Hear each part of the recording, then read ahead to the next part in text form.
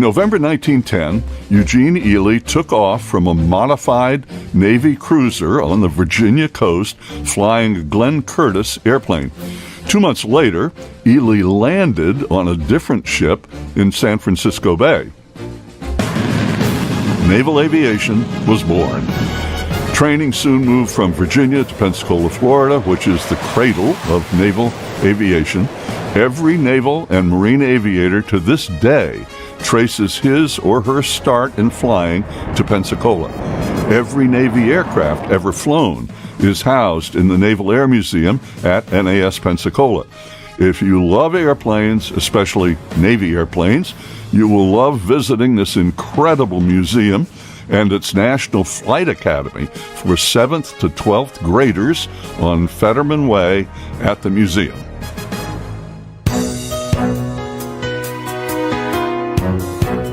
The Navy's first ace was Naval Aviator number 85, David Ingalls, in 1918.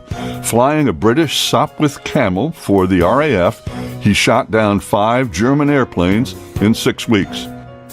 Plane design and production proceeded unstopped for the next 20 years, and by World War II, naval aviation had become a power to defend our way of life, particularly in the Pacific Theater, after the surprise Japanese attack on Pearl Harbor, December 7, 1941. Just 4 months later, in April 1942, Jimmy Doolittle led 16 Army Air Corps B-25 bombers from the Navy carrier Hornet in a daring raid. They accurately and successfully bombed targets in Japan that sent a strong message to the Japanese leadership. The message: you made a huge mistake bombing America. Navy planes dominated in the Pacific War.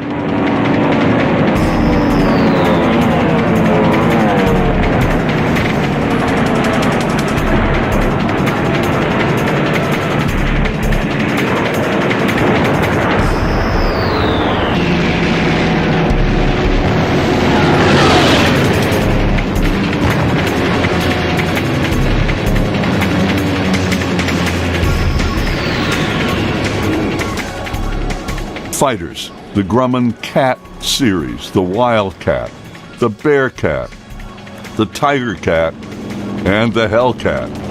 Hellcat pilots shot down over 5,000 Japanese airplanes in the Pacific.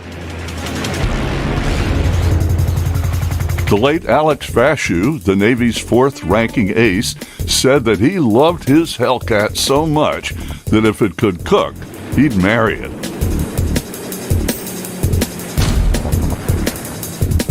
And there were dive bombers, the Douglas SPD Dauntless, that was a key in destroying Japanese aircraft carriers at the Battle of Midway.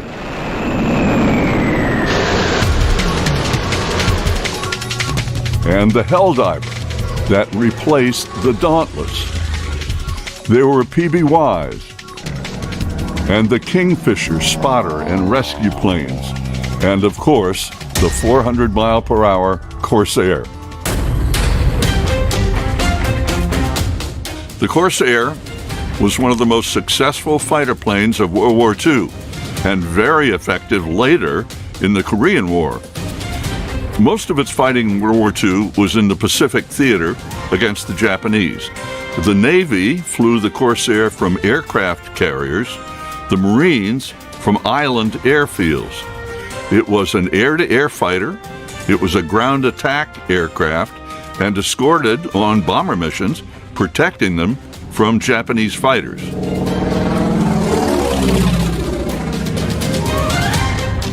It was the first American plane to outperform the Japanese Zero.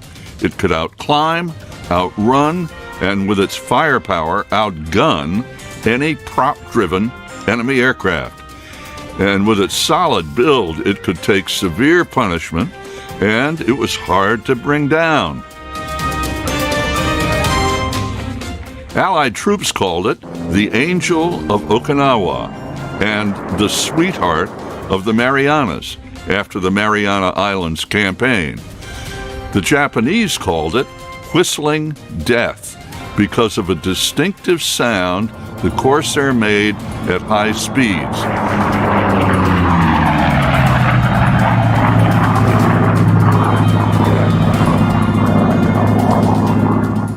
Corsairs were especially successful at intercepting and shooting down thousands of Japanese kamikaze planes before they could reach Allied ships. Corsairs dropped 70% of all bombs dropped by fighters in World War II, flying more than 64,000 sorties, and had over 2,100 air victories, losing only 189 aircraft in combat. The plane could be very difficult to fly, and sadly, nearly 700 Corsairs were lost in non-combat accidents. A popular TV series, Black Sheep Squadron, popularized the Corsair and the Marine Squadron Commander, Pappy Boyington.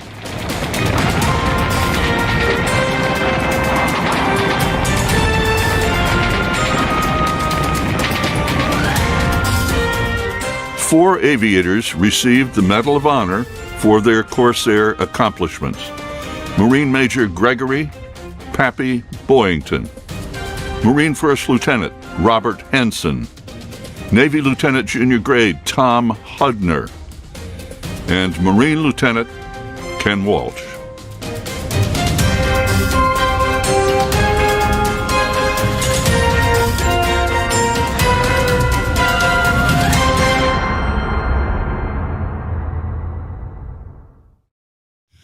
Afternoon, everybody. I'm David Hartman. It's nice to be with you today, and thank you. Thank you. And please welcome Jim Tobel, who owns this airplane. Thank you. Jim, when we just wound up the video talking about 4 Medal of Honor recipients from World War II, with your experience in your entire lifetime with this airplane, when you see and think about them, what goes through your mind and through your heart when you see them and think about what they did? You know, just the valor alone. I mean, these are young guys thrown into combat, flying a fighter, and you're out, it's kill or be killed. And you're out there doing the best you possibly can, and you have all these elements that are against you, and then you have a machine like this that makes you into a positive impact. Because it's the tool. It is truly a tool. So this airplane, or different designs of the airplane, had a multi-year life. Going back to that period at the tail end of World War II, what was that airplane capable of doing, and then how did it progress out of that before we got to Korea? Well, this aircraft obviously served in the Pacific Theater. And you go backwards, and you had the Wildcat, which, you know, was great in its time, but it was a little lesser of an aircraft than our adversaries. So then the Hellcat came out, and so on and so forth. Each one, the Japanese had a little bit better aircraft. So the Corsair was designed based upon all this knowledge that we learned, that we had to design something to attack the Zero. So this aircraft used the largest engine and propeller combination at the time, and Chance Vought built the airframe around the power plant and propeller. So then moving on to Korea, so what happened in the design of the airplane when you got to Korea? Well, they it's learned. Now like 6 years later. Yes, they learned a lot from the -1 variations. Goodyear, they couldn't produce them enough, so they subcontracted to Goodyear. Goodyear and Chance Vought were supplying aircraft concurrently. So they learned a lot of enhancements, such as adding the 4th blade. Instead of having a 3-blade, they put floors inside the aircraft. The wings were now armament, where they could put 8 5-inch HVR rockets. And the -4 was a learning curve from all the other predecessors as to a more enhanced, higher altitude aircraft. We just heard those names, Pappy Boyington. Did you ever meet Pappy Boyington? You know, that's so ironic. I'm old. And so back in the early 80s, I would come out here and buy parts at Ban Air. They had their little shop, and having a T6, you need seal kits or whatever. So I would buy my parts, and there's Pappy Boyington with his wife selling the book. And I'd go over and talk with him, speak with him, not knowing one day I would actually be flying a Corsair. What about Tom Hudner? Tom Hudner, I was very blessed to have the opportunity. We presented to a young recipient a scholarship, and Tom asked that I join him in this presentation over at the Eagle Hangar. And what an amazing individual Tom Hudner was. So, and explain what happened to him in Korea, just so we get an idea. Well, they were flying in Korea in Corsairs, and his wingman, one of the pilots, Jesse Brown, I believe his name was, he was the first black fighter pilot that I believe that we had in that Corsair era, and he had engine trouble, and he landed the aircraft behind enemy lines. It's up in North Korea. Yes, in North Korea during the Korea War.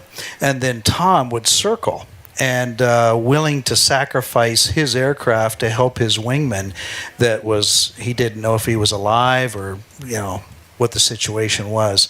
And so he ended up doing the best he could under the circumstances with his airplane. And your lifetime is tied up with this airplane. When did you start flying? Wow. I started flying when I was 9 years old. Dad had a Stinson 108. 9 years old, and I would sit there and he taught me how to fly. And that has a big rudder, that was a little bit of a challenge. But I didn't have a phone book. I actually was able to sit on a pillow. But and so from that point forward, my father was a pilot. Tell me about your dad. Well, my dad served in the Marine Corps, and I was born at Cherry Point. And he was in VMF 231, which is now VMA 231. And I was slated to fly Harriers in his former squadron. And the Hawaiian life came, and ailing family business, Marine Corps, and so I knew where I had to go. And so I did not go down that path, but aviation has always been in my blood. And so my dad and I worked together as well with the business. And so we started to work on warbirds. So our first one was an SNJ. We bought it, we restored it, we flew it. And then we had... Did you actually physically do the restorations? Physically, yes. My dad and I both did all the work. We restored them, flew them, repaired them, and paid the bills, swept the floor, and kept them clean. And where did this airplane come from? Where'd you get this airplane? Well, we looked at 5 different projects, and so we selected this particular model after looking at, I think, about 4 or 5. We bought it in 1981 in 3 truckloads of parts. And it took us 10 years to build it. Got it flying in 1991, and in 1992 was the first air show, and that was in Titusville, Florida in 1992. And how did that go? Oh, elated. My father was just elated. I mean, you spend 10 years of your life building something that you'd work weeks and weeks and weeks, and you wonder, what progress did we make? Because you just keep working, and then finally it all comes together. How much of that is passion and how much of it is obsession? In our case, 98% was passion. 2% was obsession. So he started flying it. Yes. Did you start flying it then too? I did a few years later. Dad wanted to work out all the bings and the bangs and, get the airplane kind of dialed in, so to speak.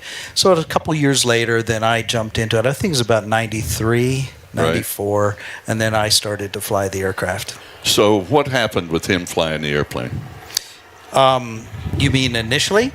Yeah, no, later.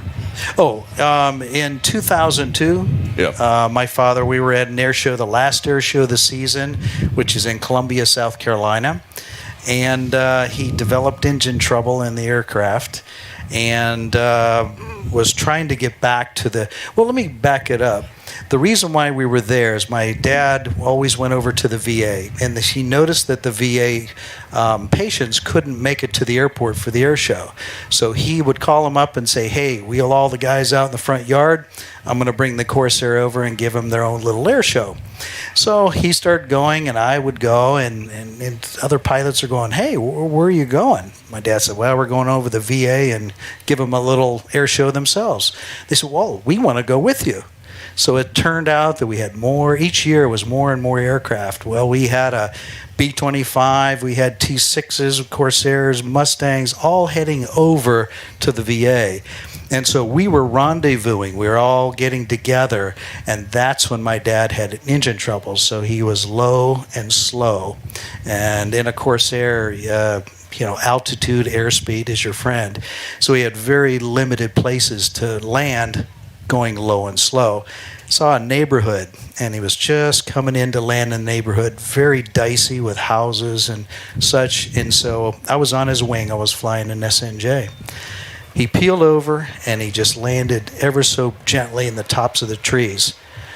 Little did we know the trees were that big around. So I had lost my father and the aircraft in 2002.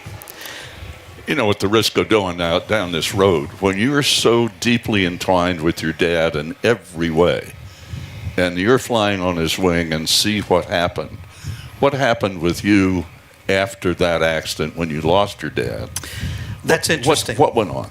Well, that's a very interesting question, because I was in the SNJ, and I would fly off my dad's wing.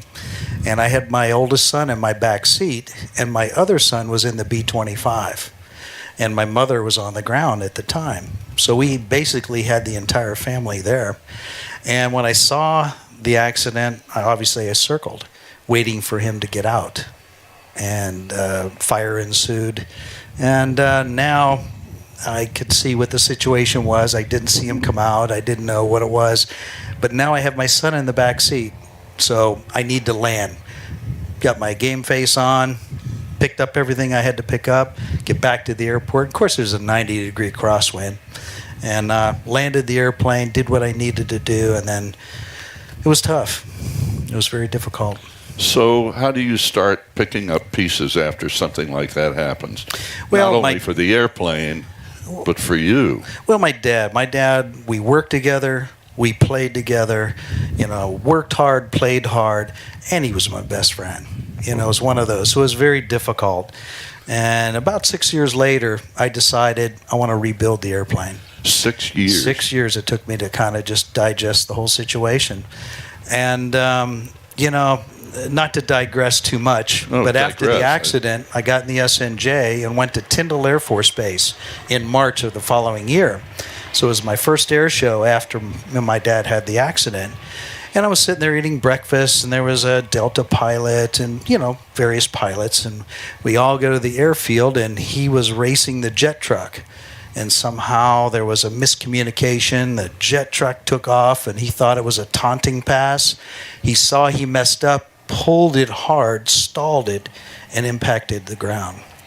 So I just sat there, and I just walked up and down the flight line, because this is the second time in a very short period of time, and really questioned myself and what I just saw. But again, I pulled within, persevered, rationalized what happened, and keep moving forward. So it took 6 years to get over that, and had the opportunity to buy a lot of parts and facilitate the restoration. So I started to work on it, and again, my dad and I did the work. So how beat up was the wreck? It was pretty beat up, but I could salvage it, and so I did that. And it was going to take. I had a friend of mine, Bill Clares at Westpac, and he was good friends of my dad. And he said, "Jim, I hear you're going to restore the airplane." I said, "Yep." He says, "It's going to take you about 8 years, 10 years." And I said, "Yeah." And he said, "You'll be 60 what?" And I said, that's just not fair. That's not nice. Yeah, right. He said, "Tell you what, bring it to me. I know what this airplane means to you. I'll have you flying in 2 years." Wow. And I thought about that, and I shipped everything out to Westpac. 2 years, he had this bird back in the air. So 2011 is when this aircraft came back out, and I went to the same Tyco Air Show with the first time this airplane came out, which is the same time in 1992 on its initial restoration. So the aircraft represents my dad and myself, and it's right there. So it's not just yeah. And you know what? A little tidbit here. I'm going to digress on you. Digress. And so when I'm restoring it, it's coming down to the paint job. Well, what is respectful? Should my dad be above me? Should he be below me? Where on the name in the cockpit should I put him? And I thought, I didn't know what to do. I always want to be respectful. One night I woke up and I thought, wait a minute, he's with me. So I put a slash. So if you look at the airplane, you'll see my name / my dad's name. So he's always with me when I fly this airplane. Oh, boy. Tidbit, just a little tidbit. Yeah, a little tidbit. So when you fly this airplane in various shows and sorts, what do you do? What goes on? Well, I perform an aerobatic demonstration. I want to show what the aircraft is capable of. So I'll do a full aerobatics display. A lot of times you won't see a full Cuban because it's difficult. You have to have a lot of energy to do one side of the Cuban and come into the second half of the Cuban. So that's my first entry, is the full Cuban, and then I go into a roll series with the aircraft and really let people see and hear and feel what 2,000 plus horsepower sounds and looks like up there. So what else do you do air show wise besides your solo? Then I part of an act, if you will, called Class of 45. And a friend of mine has a Mustang, and it's a 1945 build. This is a 1945 manufacturer. So he said, hey, we have 2 headline aircraft. Let's do something together. And he performs an incredible aerobatic demonstration in a P-51. I do a full demonstration in the Corsair. And then when we're finished, we come together and we fly formation and aerobatics with the Corsair and the Mustang. And that's called Class 45. And you flew this last night? I did. We were invited to fly the Twilight. It was just preemptive to the night flight. So there's supposed to be a little light up there. And yes, we performed 2 initial maneuvers, not our full act, because we're limited in time, and then the full Class of 45. And how did it go, Jim? Went really Last good night. to about halfway point. And we're turning in formation, we're coming at the crowd, and we're just about to roll up in the belly. And I fly very close formation to the Mustang, so my focal is 100% on the aircraft. And all of a sudden, I saw something pass me very quickly off the right wing, and I felt a thump. And I looked and I went, birds. We went through birds. And I felt a thump. Everything felt normal. I looked at the wings. I couldn't see anything. I called it out. At this point, I have a decision. Either knock it off, stop everything, land the airplane, or continue.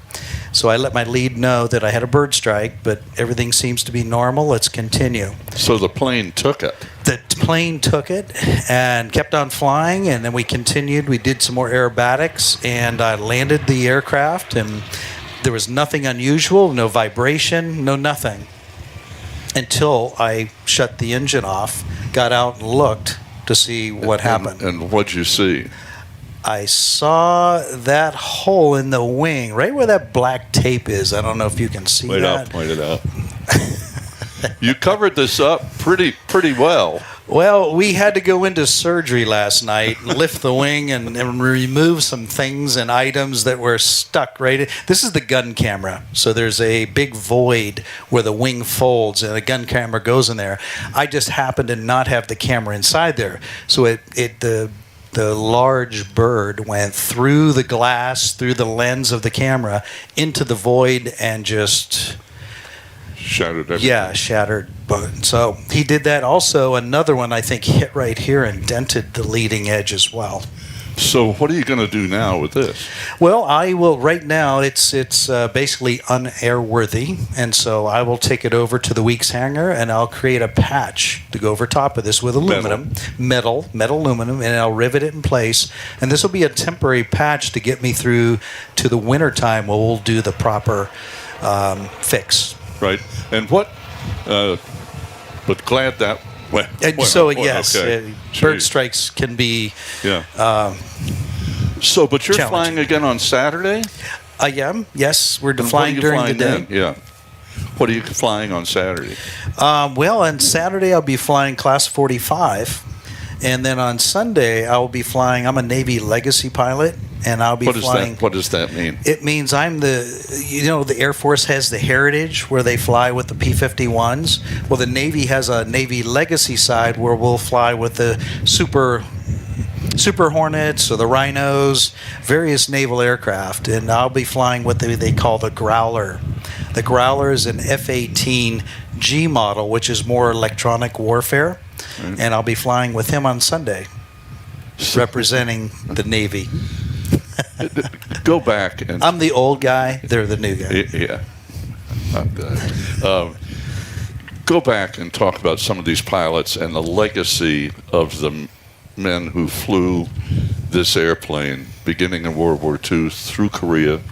Did they fly in Vietnam at all? I don't think that they did. I think by Vietnam you had the Sky Raiders and some of the other heavier lifters, which then made this more obsolete. And the Sky Raider was more purpose-oriented, which we call them a flying dump truck, because they could just put so much ordnance underneath, equaling the weight of the aircraft, where the Corsair was more limited in the amount of ammunition and stores and items to haul. But when you talk with, like today, with people, what do you say about the legacy of the guys who flew these airplanes? And many of them, of course, as we have heard, gave up their lives flying this airplane. It's amazing. The aircraft was World War II based, and they came out with challenges. The initial Corsair could not make a good carrier landing. It would bounce. So they strickened all the Corsairs from carrier operations. So they took the Corsairs and put them in the Pacific Islands. And then you had Pappy Boyington flying the aircraft from the land strips until Chance Vought could develop a way so the struts wouldn't bounce the aircraft on the carrier. So in that time frame, they developed it, they proved it, and then the Corsairs were allowed to come back to the carriers. What's the gull wing? How did that come about? Why was it necessary? Well, that's interesting because they were started with the largest engine and propeller combination at the time. So Chance Vought had to build the airframe around that power plant. And so when they did that, they put a straight wing across. If you can visualize the straight wing, the gear would be so long, there's no way it could actually operate effectively on a carrier. It's just too long. It would break and snap and not have the rigidity to handle it. So the designers, the engineers said, well, we'll just gull the wing, lessen the length of the gear. Therefore, we have a carrier operation that won't have any adverse effect. Therefore, hence the gull wing design. So how did that affect the way the airplane flew? That's another interesting question. They say, well, does it give you any better aerodynamics? Does the plane doesn't even know it. There really isn't any added benefit in the flying aspect of the airplane. It just looks really cool. So your family went through all of this with you. Describe what this was like for them.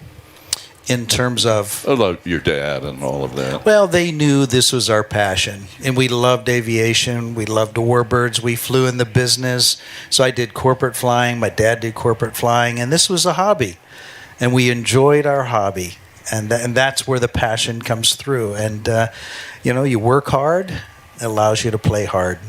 So other airplanes, what else do you fly? Or what else do you own, if any? Well, I have a couple of SNJs, which I really love. My wife calls this the selfish airplane because she can't go.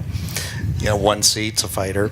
But we can go in the SNJ, so we can travel together. She loves flying in the T6, and we fly to different air shows. So I have that. I have a Bird Dog, which is a nice high-wing aircraft. Have a Husky that we do. I live in Jackson Hole, Wyoming. So we do backcountry. Gosh. Should we all go, oh, poor guy, lives in Jackson Hole, ugly Jackson Hole. Anyway, out west, the Husky has Tundra tires. We do backcountry flying. So Right. that, again, the aviation aspect, very, very diversified in aircraft. Offspring. Plus, I have an inflatoplane. Do you know what a Goodyear inflatoplane is? Have no idea. It's a rubber airplane that Goodyear Aircraft Corporation. This sounds like a wonderful idea, doesn't it? Back then, it was before the helicopter, and they were going to, for a downed aircraft behind enemy lines, they would just parachute this aircraft in on a skid. It would land. The pilot would open it up, give you a little machete to cut about a couple hundred feet. It blew up by itself with a CO2 bottle. Engine came up, you started the engine, and you could fly 500 nautical miles in about 70, 80 miles an hour. And the downed pilot could come back to the good side. And next year at Warbirds, we're going to have, what's it called? So I have one. Really? I still have one of those left. Yeah. I'll be darned. Officer, how many children do you have? 2 boys. And how interested are they in aviation? Or did they have a choice? They were raised around aviation. Well, obviously with my father and myself, so they're just as involved. So what about your future with all of this? I mean, your whole life has been airplanes. Is there anything else going on besides your business? Is there anything else? Well, that's a good question. Nah. I like to sail. I sail boats. So I go to the Caribbean and do some sailing. And I'm very diversified. I like doing a lot of different things. Type A, so it's hard to hold me down.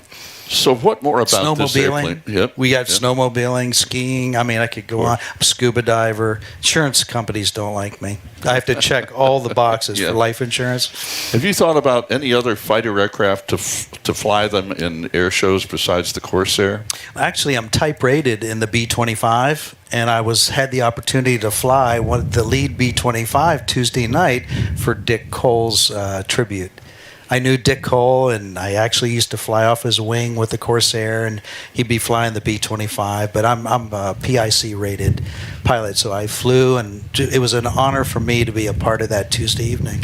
So I'll digress for just a second. Dick Cole, I'm sure all of you know who Dick Cole was, but I'll say anyway that Dick was flying in the right seat of B-25 when Jimmy Doolittle took off to fly Doolittle Raiders back in April of 1942 that attacked Japan. Dick had a long career, and he was one of our last guests last year here at Warbirds. He and Mike Trahan and did the last program, and he did programs with us almost every year. And rest his soul, we lost Dick just a few months ago. So let's take a couple of seconds to remember Dick Cole. What a magnificent patriot he was. Absolutely. Thanks. Boy, Dick Cole. What? He's so fiery, too. Just an amazing individual. Every time I would see him, it just life, full of exactly. life. And I said, "You're 90 what?" Yeah, and he was 101. Yes, a 101. Exactly. Yes. Mm-hmm. So that's it. Thank you so much, Jim. Appreciate it. Everything that you have shared with us today, especially about your family and your life's journey with your family. We appreciate it. Well, thank you.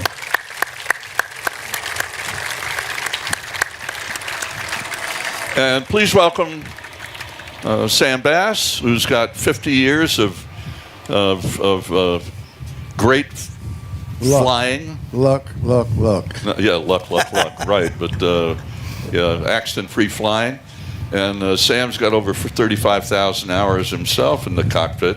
And he's our airplane guy. Sam? Yeah, we're going to spend a little bit of time here with Jim if he'll let us. And absolutely. Come up and stand by the airplane and let you point out some little things. I'll get out just give us just a general description of the Corsair. We've already covered the inverted gull wing. How much horsepower has this airplane got? Well, mine's a little different. I've actually boosted mine a little bit higher. I'm running 2,600 horsepower, but typically it should be 2,200. 2,200 was normal. 2,200 was normal. Okay. I'm abnormal. Was that all variants of it? It was all variants, military variants. Right, yes. I understand. How about the armament on the airplane? Armament. There was Probably six different ones. Yeah, there were different variations. This particular aircraft, you can see the gun ports had 6 50 caliber machine guns and 2,400 rounds of ammunition. The other variation was 2 20 millimeters on each wing. And I'm not sure the total capacity, but it was 20 millimeter. They were real big. Well, how about underwing ordnance? Did he carry underwing ordnance? The Dash 4, which is this variation, my other set of wings, this is my spare set, has stations, and it has 8 5-inch HVARs, which was a normal ordnance for this aircraft. So you had 4 and 4 under each wing. Then you had the pylons in the center. The standard configuration was all 50 caliber shells, 8 5-inch HVAR, which is high velocity aircraft rockets. And then under the belly, the right was always a drop tank to carry you to destination, to the target. And then in the other side would be either a 500-pounder or a 1,000-pound tiny TIM. And that would be a standard configuration for a Corsair for close air support.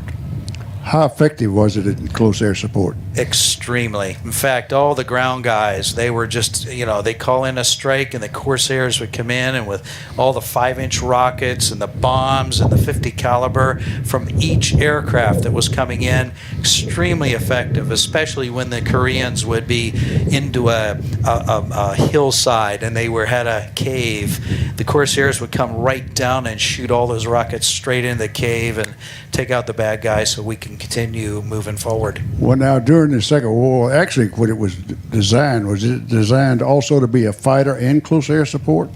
It was. It had a double role, if you will, because initially when it came out in its World War II, I should say Pacific theater, it was a fighter, strictly a fighter. And as it progressed, it became more of a close air support attack type mode.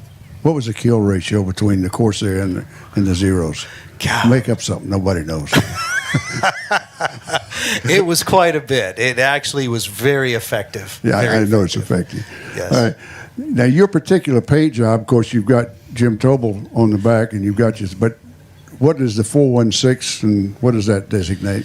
Well, when we bought the aircraft, you don't know the history. And so Dad went up to Naval Archives and did the history search on the Bureau number, 97143. And when he started to research it, he found that it was on the USS Boxer, on the carriers, USS Boxer, the USS Valley Forge, and the USS Riscony. So it was on 3 different aircraft carriers. And when it goes on a carrier, it's in a different squadron. And so some of them were painted differently. Some had H's on the tail, some had A's, some had the yellow accents on it, some had blue, some had green. And so my dad started research of squadrons and found pilots that actually flew our airplane in combat. We got copies of the logbooks showing all the strafes and all the sorties they were going on with this exact airplane. So here we have the pilots that flew it in combat, and we have a true veteran. Not knowing it. That's neat. It is really neat. And unfortunately, all the pilots have passed. Age has caught up. But there is still one crew chief that actually, he was the crew chief on this exact airplane on the USS Valley Forge. And the skipper was Cook Cleland. Wow. You remember that Yeah, name, oh, yeah, don't you? sure. Cook yeah, Cleland. Yeah. Well, now, you've flown a lot of different warbirds. How would you compare flying this to the different warbirds you've flown? Wow, that's interesting. My dad was my IP, instructor pilot. And so he wrote my syllabus to get into this airplane, to transition. And, being a Marine, it wasn't going to be easy. And so I had to follow exactly what he wrote. I did everything he said. And it became the day I had to fly it. And I got in there, and I'm just looking at this big, huge 14-foot propeller and this horsepower. And I was ready. I go, Dad, I don't know about this. He goes, son, it's easier to fly in the SNJ. And I'd look down at him and say, it's easy to say that down there. And I had 1,500 hours in the T6. We've been friends a long time. Yeah. I've been flying that. Yeah. So, first time, get out there, and I'm on the runway, and we operate out of 3,600 feet, very small strip. And I told Dad, I'm not coming back here. I'm going to go to Barnwell. I got 5,000-foot strip. I said, I'll learn to land it, do whatever I got to do, and then I'll come back. So I'll be back when I feel I'm ready. So off I go, and I had never brought it up to 2,800 RPM before because the practice is a tail up and then back down. So the first time I took it all the way up, I got up to 2,800 RPM, and I'm still pushing throttle, and it's still coming up, and just everything is going crazy with this engine. And before I know it, I looked outside, I'm already in the air. And so I'm in there trying to put the gear up, put the canopy crank, and pull power back, pull this back, do this, trim every time you do something. And it was a hellacious 25 seconds. And by the time I got it, I'm climbing, and all my work stopped. It was like, wow. Got through that. So then I brought it around and went to Barnwell, set up for the landing, and I come in, and I'm ready for anything. I don't know what's going to happen. This is my first landing, and after that takeoff, I wasn't sure what to expect. So I came down, and the touchdown on the mains, squatted on the tail, and that was it. I said, that's a fluke. Turn around, went through another 20-second hellacious thing, and take off, come back around. Same thing. Wheels landed. Everything was just as easy as my dad said. But of course, I couldn't believe him. Well, are you the ones that talk about the 51 and the Corsair being a good trainer for a T6? Yeah, I agree. I do agree with that now. So if you can fly the T6, you can fly But that. it turns out to be some of the finest flying that I've experienced in aircraft. This aircraft has balance tabs, which makes it like power steering, as opposed to a P-51 that does not. And the faster you fly, it becomes more like a dump truck. It Right. takes two hands. This becomes two fingers. So it's quite different. Well, one last question before we have some questions and answers here. When you fly, what, 18 times a year as far as air shows, and then some other times past that? Yes. Mm-hmm. What does it mean to you as a person to fly this legacy to these different air shows? Not just for the pleasure, I'm sure. What does it mean to you to let people see this? Wow. You know, every time my feet go on those rudder pedals, I think about all the pilots that flew it before me. Now, we bought this in parts, and so it only saw military air service. So we're the first civilian pilots to put our feet on the rudder pedals. So I just think about all the pilots preempting me and how humble it is, and I'm simply a caretaker. And so it allows me to show folks how it sounds, how it looks, just everything about the aircraft. To me, that's something I'm sharing from history, and I'm propelling that forward. So that humbles me. Well, and earlier, I'm sure it's the same with this airplane as it is with all the other warbirds. When we had World War II veterans that come up to see these airplanes, they'd say, this is the first time I've seen it since I flew it 30 years ago. You know, I had so many Korean guys come up, Americans, they'd fought in Korea was what I meant, and they would say, that airplane saved my life. I'm a ground pounder, and I was down in the trenches, and it didn't look like we were going to see tomorrow. And he says, all we did hear is this whistling sound, and it was just sheer fire and brimstone. And he says, that's what saved my life, this airplane right there. And I couldn't tell you how many times I've heard that. So very heartwarming from the ground pounder's perspective of what kind of work that aircraft did for them. Thank you. Do you mind if people ask you a few questions? Kyle, anybody got a question? Wait till you get the mic, please. Curious as to what attribute of this airplane made it give it a second life in Korea as opposed to, say, the P-51, which I don't think served in Korea. Wow, that's a good question. I think because of the armament that it had, it was a very stable platform. The engine was a radial engine. There was a lot of cargo aircraft that used a very similar engine, so you have common parts. A P-51 has a very unique engine. It's a Merlin.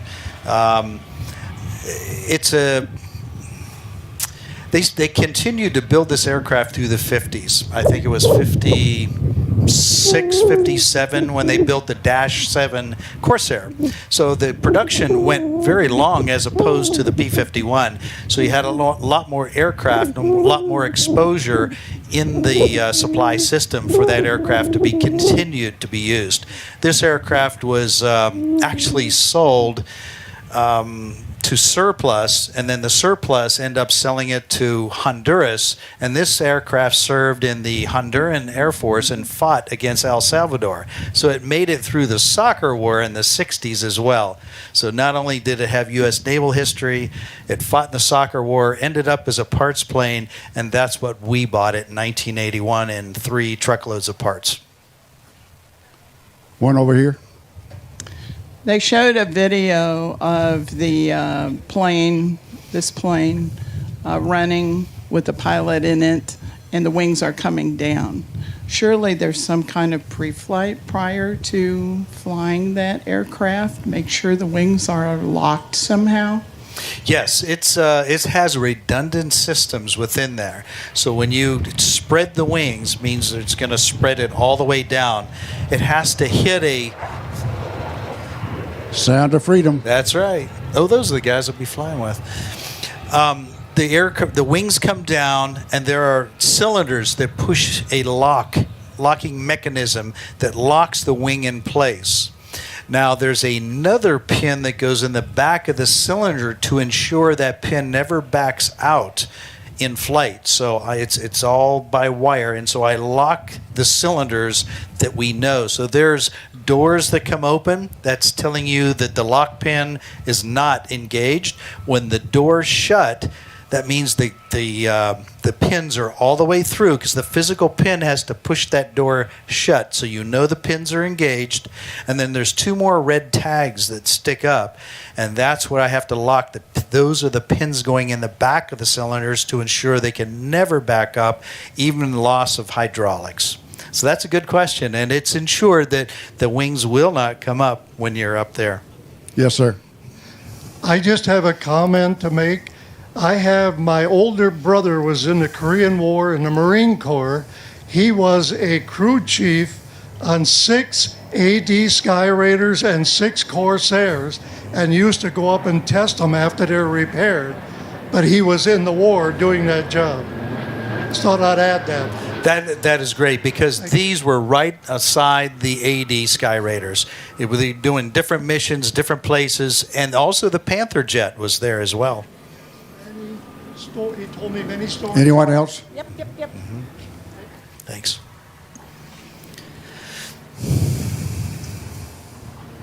When I say Zelienople, Pennsylvania. You hit it. I was there the day they put the fuel tank in, which by itself was an interesting. Loved your father. Spent a little bit of time. Good to see it flying. Thank you so much. Yes, that really took me back. We actually put it together up We there. have one more lady here. Hello. Why does the plane have fabric on it? Good question. If you notice that the rudder and the elevators, they have fabric. And this was for 2 purposes. 1, to save aluminum. And number 2, the fabric was a much lighter feel when you flew the aircraft. And but mainly it was for saving aluminum. The ailerons in this aircraft are actually made of wood, and then it has a fabric overlay on top of the wood. It is truly the hen's tooth of the aircraft. It has to be balanced absolutely perfectly. If not, the top speed of this aircraft is 410 knots, 450 miles an hour. And if they're not perfectly balanced, they'll go into a flutter and rip off the airplane. So everything has to be perfect. We have one more. Yes, I was just curious. Do you guys have a ballpark estimate of the number of pilots that have come through this cockpit? Wow. Total number, no, but we researched it within the squadrons. And when my dad found X amount of pilots that actually flew this bureau number, you have to then go to their individual logs to see 97,143 listed. So I'm sure there was a lot of different pilots. We were able to locate about 8 or 9 that actually flew this in combat. Thank you, Jim. Thank you, Sam. Folks, a couple more items here. Wait a minute. Oh, Go ahead. Yeah, if you were flying a Corsair and you met head on with a P-51, same fuel conditions, same flight conditions, and went for each other's tail, who would win that dogfight? Better pilot.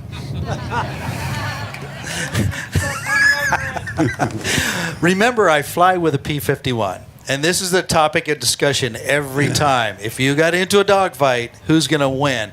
Of course, I have horsepower, so I have brute force. The Mustang has agility because it's light, sleek, but not as much horsepower. So you definitely got to get the advantage, and I'll shoot them down every time. This program is put on by the Warbirds of America, and I want to kind of stress something here. You don't have to be a warbird owner to be a member of the Warbirds of America. Most of us aren't. Jim is he's on the board of directors, and we would love to have your membership and kind of support us to keep these airplanes flying. And thank you folks for coming. Thank you, Jim. Appreciate it.